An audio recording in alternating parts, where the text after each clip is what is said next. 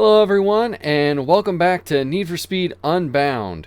Today we are going to be doing two different builds this time of the same car. This is going to be the Nissan Sylvia Spec.R Aero. We're going to be doing an A+ build and an S build. So let's start with the A. For today we are going to be using the 2.0 liter inline 4. This is the A+. For the parts, we are going to use Sport Induction, the Pro ECU, the Pro Fuel System, the Elite Exhaust, the Super Turbocharger with Pro Nitrous, the Elite Road Suspension, the Super Brakes, the Elite Grip Tires, Elite Clutch, the Pro 6-speed gearbox, and the Elite Differential. I don't already have these in here for some reason, but we are going to be using Super Grip and Super Near Miss. Those are what I like to use. Alright, and then the handling for this is 60% grip, which is as far as you can go with this build. Steering sensitivity all the way to high, and the downforce is 1 off of fully high, with traction control and drift entry off. Alright, so because I'm doing this build on a PC today, we're going to be showing one race against the AI, so let's go check this thing out with A+ and see how it performs. Alright, here we go against these silly AI characters. Probably should turn the difficulty up now that I think about it, but c'est la vie.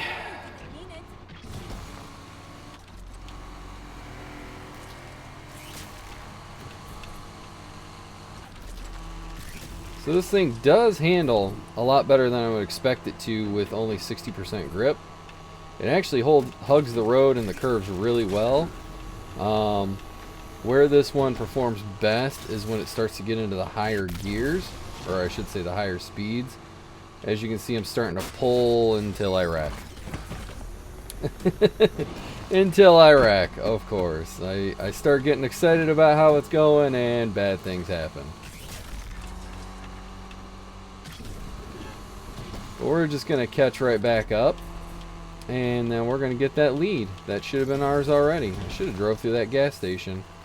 Ah, well.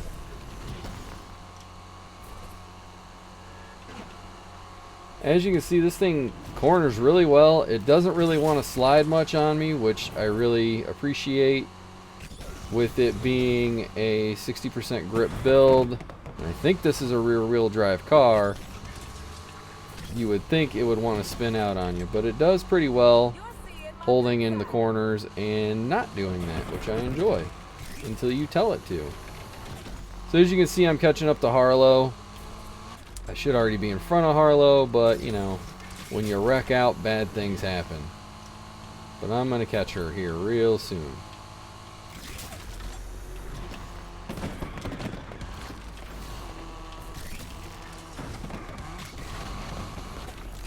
So now she's in trouble because I've almost got her.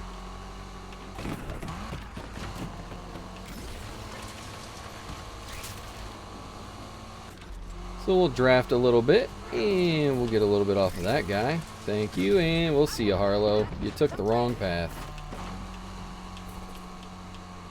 One thing I have noticed with the AI racers in this game, they almost never take the good shortcuts, or if they do, it doesn't really do them any good for some reason. That corner is a difficult, sharp corner for most cars to take, I have noticed.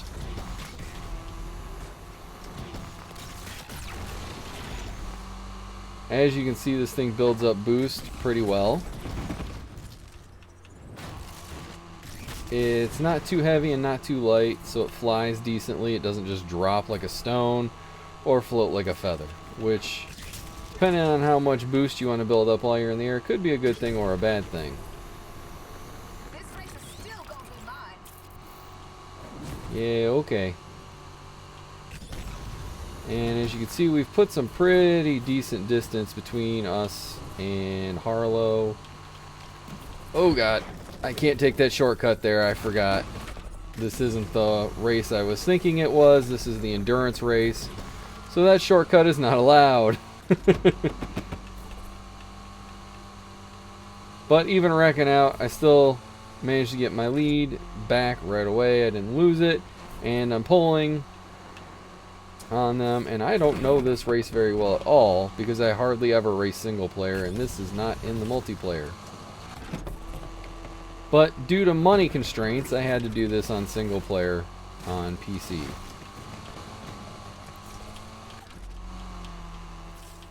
So as far as A+ builds go, I feel like this one's pretty solid.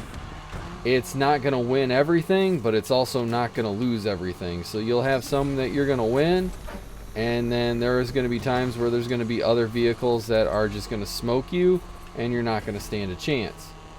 But you should finish second or third, most likely with this build, if you don't win.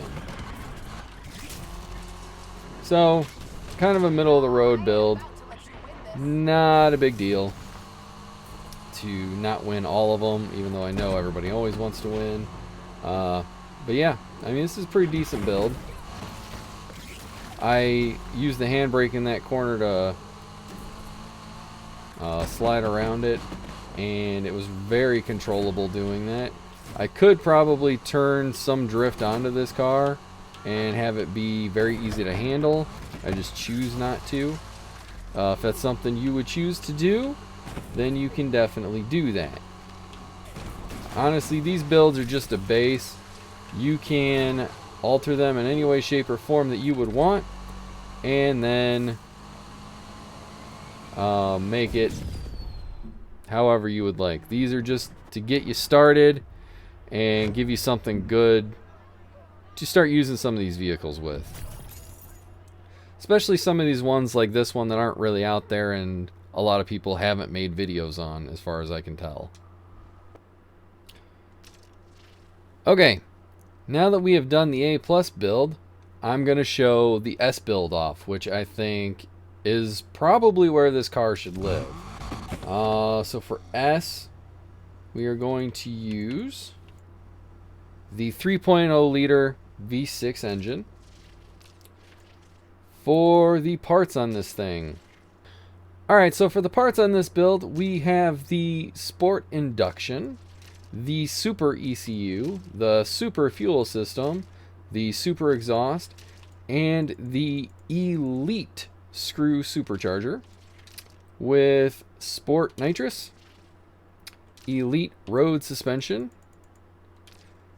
the Elite Brakes, the Elite Grip Tires, Elite Clutch, the Pro 6-speed gearbox, and the Elite Differential with Super Nitrous Grip and Super Nitrous Near Miss, with the handling of 60% grip, steering sensitivity is set to high, and the downforce is 3 over? Yeah.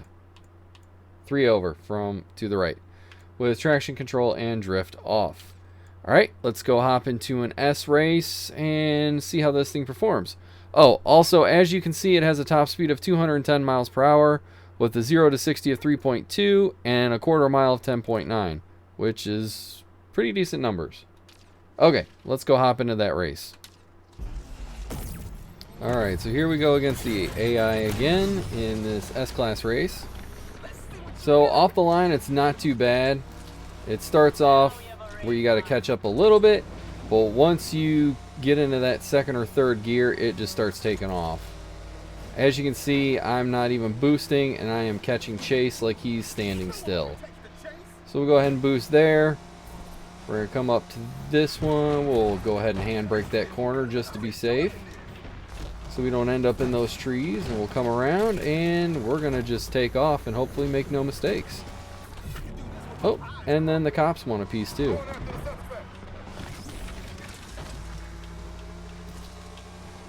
Gotta love it when the cops want to get in on the chase, especially when you're not used to that because of multiplayer.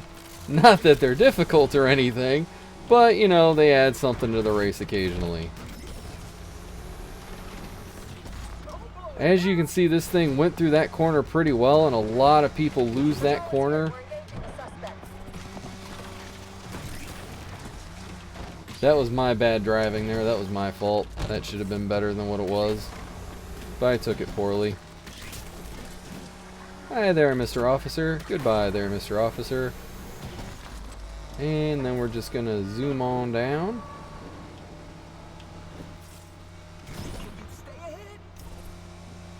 We're blowing past the 80s right now. We're into the 90s. And we're going to be up over 200 by the time we get to the end. So you can see that's a really fast build. It was, granted, it's kind of a short race, but it's got twists and turns and straightaways in it, so you can see that the car handles well, it accelerates well, and it has a really good top speed. I think this is a very good build, and I think that this belongs in S-Class. I think that's where this car was meant to live. So that's going to do it for me today. If you haven't already, please subscribe. Please like the video and leave some comments down below. And then I'll catch you on the next one. See you guys.